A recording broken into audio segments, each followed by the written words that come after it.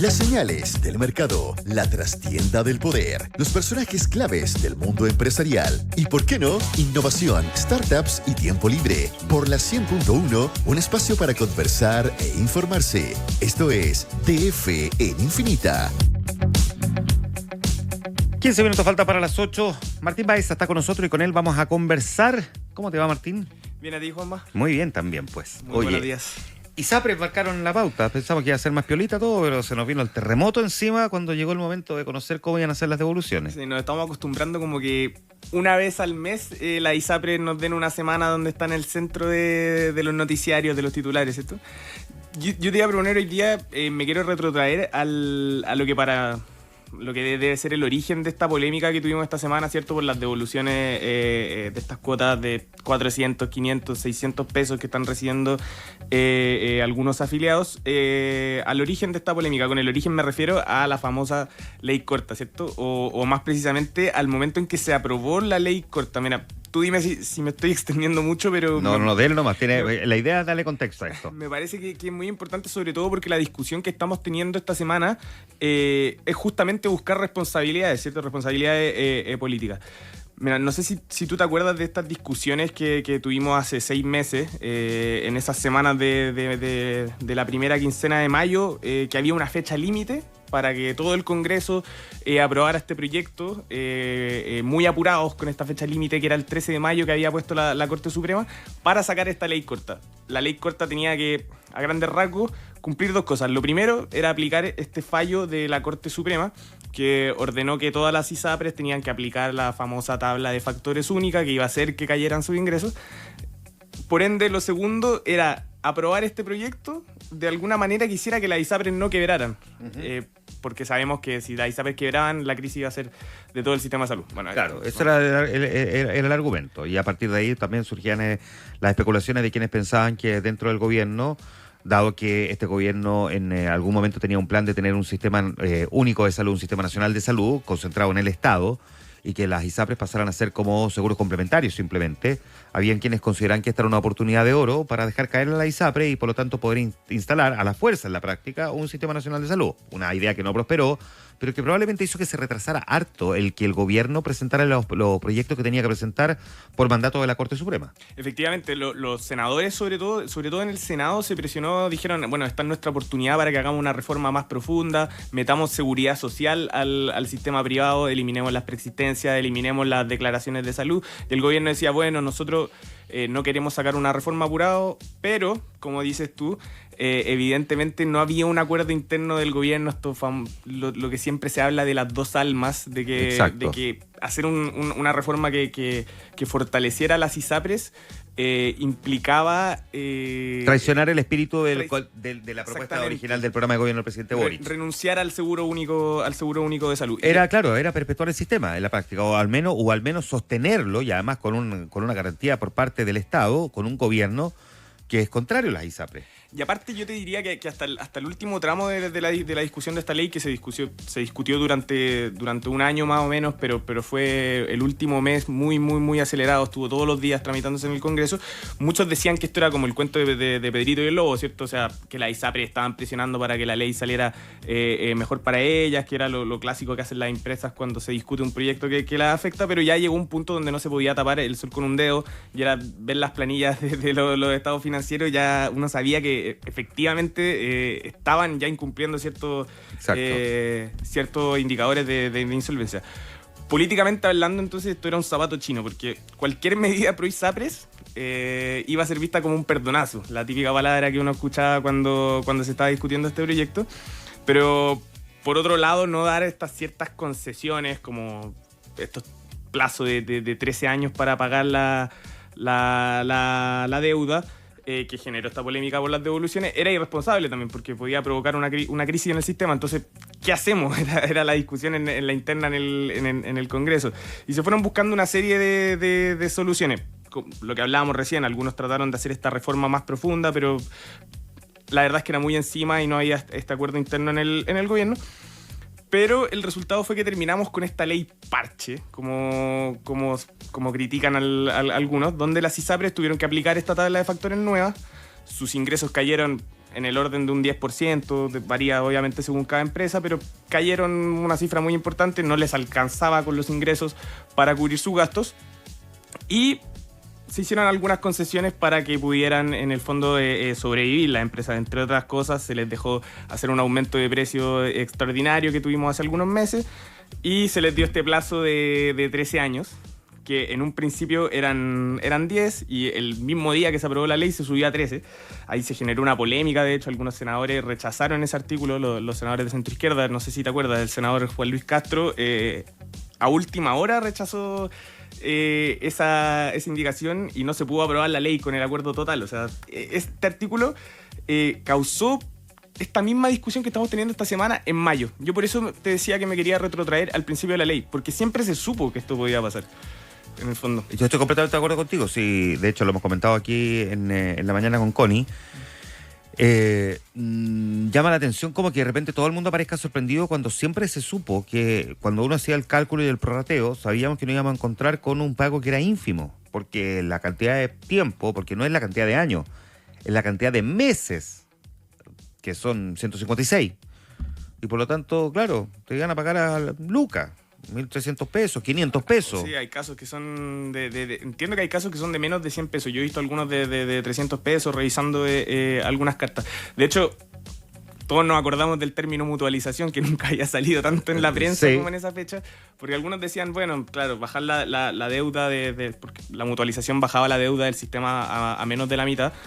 Pero algunos decían, bueno, se va a bajar la deuda a menos de la mitad, pero la deuda se va a pagar de todas maneras del bolsillo de los afiliados. Entonces, al final, no hay mucha diferencia entre si pagan 1.200 millones de dólares o 450 millones de dólares.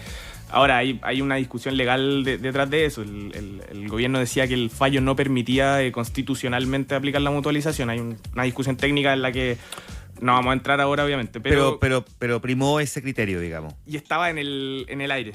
Bueno, y como te decía al principio, ahora, 6 meses después de que esto ya se había hablado y ya se sabía que podía venir, viene esta discusión de buscar las responsabilidades políticas, ¿cierto? El gobierno en este caso no ha negado su ley, no ha dicho que ellos no la apoyaron nunca, pero le han pasado un poco la pelota a la ISAPRE, ¿cierto?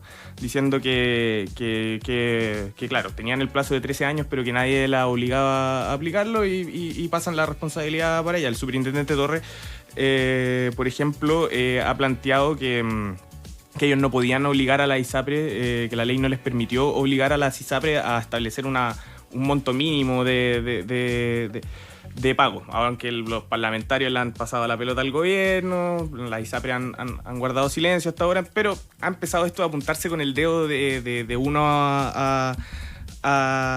a otros entre todos los involucrados de la discusión. No sé si la leíste, pero Carlos Peña ayer en la edición del Mercurio publicó una columna súper dura con este tema de las responsabilidades. Sí, y bueno, más allá de lo que plantea Carlos Peña, a mí me llama mucho la atención que hoy día aparezca como un debate lo que en algún momento el Consejo Consultivo de la ISAPRE planteó como recomendación. Si el Consejo Consultivo había planteado en el fondo tener una cuota mínima de devolución, y esa recomendación no fue escuchada, fue desoída. Entonces que ahora aparezcan todos como sorprendidos, aunque voy a decir una cuestión que escapa, digamos, al análisis que estamos haciendo más periodístico, aunque también es parte, digamos, del análisis periodístico, pero no deberíamos sorprendernos que los parlamentarios, cuando son pillados en una pega mal hecha, miren para otro lado, culpen a terceros y no se responsabilicen ellos mismos también, o empiecen a pegarle a patear la pelota al del frente, cuando tiene una responsabilidad colectiva. Si esto es una responsabilidad colectiva de los parlamentarios, ellos finalmente derivaron en esta responsabilidad, y no haber recogido la recomendación del Consejo Consultivo que decía pongamos un piso mínimo de devolución, y que ahora se hagan los sorprendidos y todos impactados, incluso indignados. O sea, los indignados somos nosotros, y no deberían estar indignados con la ISAPRE, es con el Parlamento, que es el que finalmente lo permitió. Efectivamente, te voy a decir algo en ese punto sobre el Consejo Consultivo que bueno, para la gente que no lo conoce, es un consejo de expertos que tiene, fueron sus integrantes escogidos por los dos distintos lados políticos, o sea, era un consejo equilibrado. No fueron los primeros ni siquiera en sugerir este monto mínimo para que evitar las cuotas más chicas. Fue una ISAPRE con Salud cuando presentó su plan de pago. Toda la razón. Consalud le dice a la superintendencia, bueno, mira, nosotros nos vamos a autoimponer una cuota mínima para no dar pagos tan chicos a nuestros afiliados, que son más o menos 2.000 pesos. O sea, tampoco te estoy diciendo que sean pagos millonarios, pero hay una distancia entre lo que vimos esta semana. Y ahí el Consejo Consultivo toma esta sugerencia de Consalud y lo pone en todos los planes de las demás ISAPRES. Bueno, nosotros sugerimos que se aplique este monto mínimo a todas las demás empresas. Algunos aplicaron otros métodos. Por ejemplo, Nueva Más Vida ha dicho que quiere pagar al 66% de sus afiliados el próximo año. Colmena se autoimpuso un plazo de 10 años en vez de 13. O sea, algunas han tomado medidas para cambiar esto. ¿Qué pasó con Banmédica, Vida 3 y Cruz Blanca, que vimos estas cuotas más chicas? Para entender también lo que hicieron las ISAPRES, que yo creo que desde un punto de vista técnico es importante también. Ellos dividieron toda la deuda que tienen que pagar en 13. Como tienen estos 13 años de plazo, dividieron la deuda en 13 y la ley establece que los primeros años se tiene que priorizar el pago a los mayores de 65 y de 80 años. Y de 80 años en diferentes plazos. Claro, porque son personas que están más cercanas probabilísticamente a morir, ¿no? Estadísticamente. Efectivamente. Entonces, al dividir tú la deuda en 13 y tener que priorizar a cierto grupo de etarios los primeros años, a los más jóvenes hay que reducir la cantidad que se va a pagar. Por eso a la gente joven le quedaron cuotas tan chicas. Y eso explica lo que ha pasado y la indignación que han tenido algunos usuarios por estas cuotas ínfimas, como se dice. ¿Por dónde va a transitar entonces el debate de aquí en adelante? Porque ya empezó el pago. O sea, si esto se hubiese discutido antes, que alguien hubiese encendido la alarma y diga, ojo, la ISAPRE van a pagar 300 pesos, 500 pesos, lucas, da lo mismo. No, esto nos dimos cuenta cuando ya empezaron los pagos. O sea, yo entiendo que el Frente Amplio está pensando en presentar un proyecto para modificar esto. Para modificar el tema de la manera en que te pagan. Se está analizando si se puede hacer con un proyecto. Yo entiendo que también se está tratando de conversar con las mismas ISAPRES para ver si se hace por vía administrativa. Uh-huh. Pero con todo esto, que a mí me parece de que también es muy importante de tocar este punto, a pesar de haber subido los precios y tener estos plazos de devolución, las ISAPRES financieramente no están bien. O sea, la ley no ha arreglado la situación financiera de la ISAPRES. Esta semana conocimos los resultados a septiembre, al tercer trimestre, y han perdido más de 90.000 millones en el año. Son una cifra, lo comparamos con el año pasado, que ganaron en el orden de 10.000 millones y que fueron unas ganancias que estuvieron... No eran tan... Están contaminadas por el alza GES. No sé si te acuerdas que se hizo o sea, lo que ganaron lo tuvieron que devolver. Y han perdido este año 90.000 millones. La única que rozó el cero fue Colmena, que perdió solo 711 millones. Pero todas las demás perdieron cifras, algunas perdieron casi 30.000 millones. O sea, financieramente no están bien. De hecho, esta ley, además de permitir que suban el precio de una vez extraordinaria y que paguen en estas 156 cuotas, ¿cierto? También las obliga a contener costos. Ellas tienen que decirle a la superintendencia, yo voy a recortar gasto de acá voy a fiscalizar las licencias médicas que la han hecho perder un montón de plata, este famoso tema de los fraudes de licencias médicas. Y las cifras que uno observa cuando revisa estos planes de contención de costos son bien brutales. Me voy a quedar con un dato. A Cruz Blanca le queda solo el 30% de los trabajadores que tenía el año 2019. O sea, han reducido su dotación en un 70%. Le quedan solo 7 vendedores. No te estoy exagerando. 7 vendedores de pasar. ¿Para todo el país? Para todo el país. O sea, ellos cerraron su fuerza de venta. Ya no están capturando gente. Es una empresa que solo se está quedando con la cartera que ya tenía antes y no está comercializando. Ya, es bien brutal. Ahora, te voy a decir una cuestión que también creo que es bueno que pongamos sobre la mesa. Uno, probablemente a ti, a mí, a los que nos están escuchando nos pasa más o menos a todos, creo yo. No me gusta hablar por el resto, pero me imagino que no debe ser muy distinto lo que voy a describir. A uno no le gusta estar secuestrado en función de amenazas. En el fondo es que si no, cae el sistema. Yo creo que a nadie le gusta, pero es una realidad. No es que las ISAPRES nos tengan secuestrados, es que el modelo derivó en una situación que primero permitió los cobros en exceso, que me parece que tenía que ser corregido, más allá de si lo hicieron deliberadamente o no, porque los cálculos del sistema finalmente derivó en que nos terminaran cobrando en exceso, porque no voy a entrar en esa disquisición porque me parece que es perder el tiempo.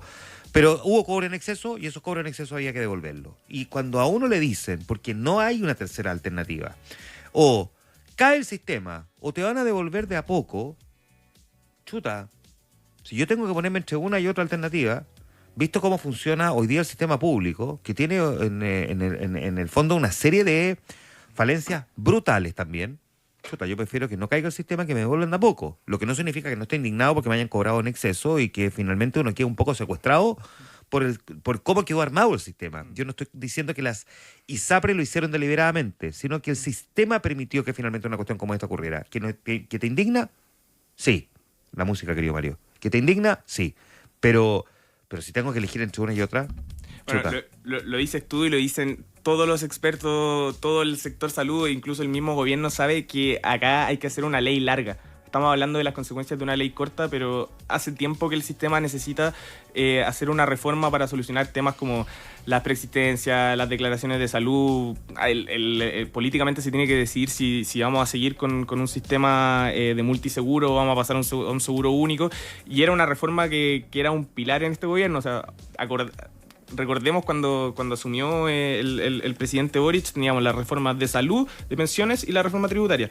Claramente la reforma de salud fue la menos priorizada y no quedó para este gobierno, pero la necesidad sigue estando ahí y con todo esto que ha pasado, a la fuerza se han ido haciendo ciertas reformas. Por ejemplo, FONASA el próximo año va a partir con esta modalidad de seguros complementarios. Que es probablemente lo que debiera haber ocurrido al principio. Si lo primero que deberíamos haber pensado siempre es cómo fortalecer el sistema de salud, pero aquí era el blanco y negro, era como terminemos con el sistema privado, que pasen a ser simplemente aseguradoras, digamos, secundarias, pero no, aquí lo que siempre se debería ocurrido es fortalecer el sistema público y fortalecerlo, y cuando uno tenga un sistema lo suficientemente robusto, que luego uno pudiese elegir. No haberte puesto entre la espada y la pared, porque además tenemos este otro elemento, ¿sí? Que como las ISAPRES cayeron en una situación de prácticamente insolvencia, porque estaban en una situación de insolvencia, en todo este entramado de la ley corta, Martín, al final lo que terminamos haciendo fue un rescate a la ISAPRE, donde nosotros estamos pagando ese rescate. Porque a todos nos permitieron se le permitió a la ISAPRE este incremento extraordinario de los planes, y en la práctica a ti te devuelven, chuta, pero la raya para las somas más bien resta. Y recordemos que se han ido cerca de 700.000 personas de la ISAPRE, o sea, lo que dices además, tú además están dejando de ganar por ese lado. Pero no solo dejando de ganar, lo que pasa es que el sistema público hoy día es un seguro cuasi único, sí, ya tiene cerca del 90% de la población, entonces se ha ido reformando el sistema sin el monitoreo, sin la parte técnica relevante de estar, no sé si fiscalizando la palabra, pero no se ha hecho de una manera ordenada, eso es lo que dice. No, ha sido orgánico. Está haciendo a la fuerza. Entonces, bueno, vamos a ver si, hablando de responsabilidades políticas, ahora sí se alinean las responsabilidades políticas para hacer la reforma que necesita el sistema. Y ojalá si va a ser una reforma, que no digan que es corta, porque la corta fue bastante larga, la verdad. Duró año y medio. Año y medio la reforma, la ley corta. Sí, no, y que bueno, tenía esta fecha fatal del 13 de mayo donde teníamos que aplicar un fallo de la Corte Suprema, ¿cierto? Que bueno, ahí también hay todo un tema si el fallo de la Corte estuvo dentro de las atribuciones, pero eso es una discusión entre abogados que lleva años liberándose. Martín, un gusto como siempre, un abrazo. Muchas gracias. Martín Baeza conversando esta mañana con nosotros desde el Diario Financiero.